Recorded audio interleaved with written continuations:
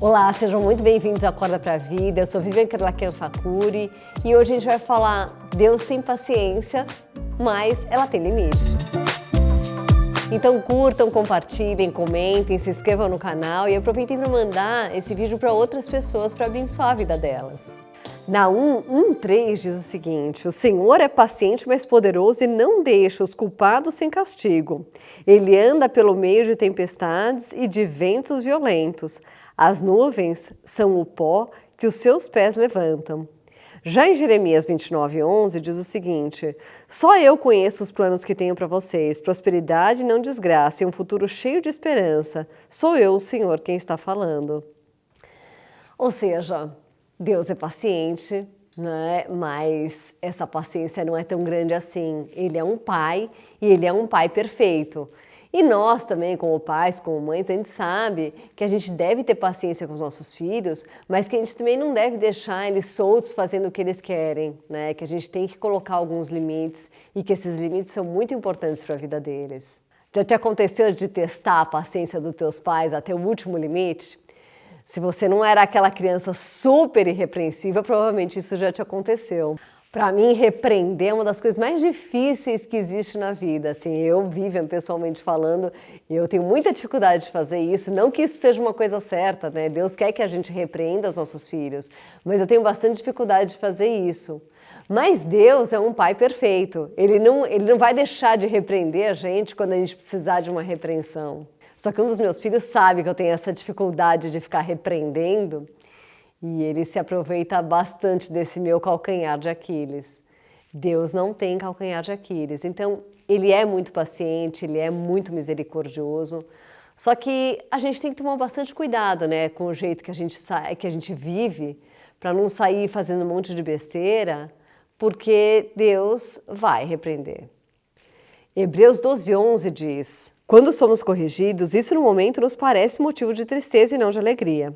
Porém, mais tarde, os que foram corrigidos recebem como recompensa uma vida correta e de paz. É muito importante a gente entender que Deus quer que todo mundo tenha paz. Foi justamente por isso que eu li lá Jeremias 29:11, porque Deus tem um plano maravilhoso para todos nós. Acontece que quando a gente vive em pecado, eu espero que vocês não vivam assim, mas se vocês têm algum pecado na vida de vocês, se você vive no pecado, acontece que aquilo acaba tirando completamente a sua paz. Porque você sabe que você vive na iminência de a qualquer momento você sofrer as consequências do seu pecado, né? Se você tem um mínimo de consciência das coisas, e eu espero que você tenha, né? E se não tiver, adquira. Você sabe que a qualquer momento aquilo pode te trazer grandes transtornos. E não é o que Deus quer para a tua vida. Não pensa que Deus pede para você não fazer as coisas erradas, para você não pecar, porque Ele quer e ponto final. Ele quer porque isso é o melhor para a sua vida. Mas perder a paz é só a primeira, né, de coisas ruins que começam a acontecer quando você está no pecado. A segunda coisa péssima que acontece, sabe o que é? É a cauterização para o pecado. Então, assim, tem uma hora que você já está naquele pecado, você já não está mais nem se importando, né? Você já está, apesar de ter lá aquele medinho, né? Aquilo vai ficando cada vez mais cauterizado e você vai achando que está tudo ok. Só que quando a gente aceita Jesus como nosso Senhor e Salvador, a gente dá start para uma mudança na nossa vida, né? Para a gente não ter mais aquela raiz do pecado, né? Para a gente poder começar a mudar. E Deus, Ele não quer que você seja um cristão morno que vive mais ou menos como Ele quer, né? Que tem um lado de pecado horroroso, você tem umas coisas lá, mas tem um lado horroroso, aqueles pecados horríveis que você comete, não. Ele não quer que você fique cauterizado também para o pecado. Ele quer que você realmente vá mudando em todas as áreas da sua vida, né? Começou um processo, né? Um processo de mudança na tua vida quando você aceitou Jesus. Eu me lembro de uma época que eu convivi com uma pessoa que ela vivia em pecado. E eu me lembro de ter chegado para essa pessoa e falado: cuidado, não fique implorando tanto para Deus te dar uma grande lição de vida. E a pessoa continuava vivendo aquela vida horrorosa. Bom, um belo dia aconteceu exatamente aquilo, né? Um belo dia, realmente, Deus teve que dar uma grande lição de vida naquela pessoa. Então não viva assim. Não viva implorando para Deus te dar uma lição de vida, porque Deus é Pai, Ele quer o teu melhor. E se Ele achar que você precisa aprender alguma coisa, Ele vai te dar uma lição. Então eu realmente te recomendo a não viver uma vida de pecado e a limpar a tua vida, né? E limpando em todas as áreas, né? A sua vida, para que você viva uma vida de santidade mesmo, né? Que é o que Deus quer para a tua vida. Olha, eu te recomendo também a você não se atrever a achar que essa mensagem é para fulano, para beltrano, mas para você não é. Você tá ótimo, você tá perfeito. Porque é muito normal que a gente tenha algumas áreas da nossa vida que a gente precisa limpar, algumas áreas que você pode estar pecando. Então, examina profundamente, né, todas as áreas da tua vida para ver se essa mensagem não é para você mesmo.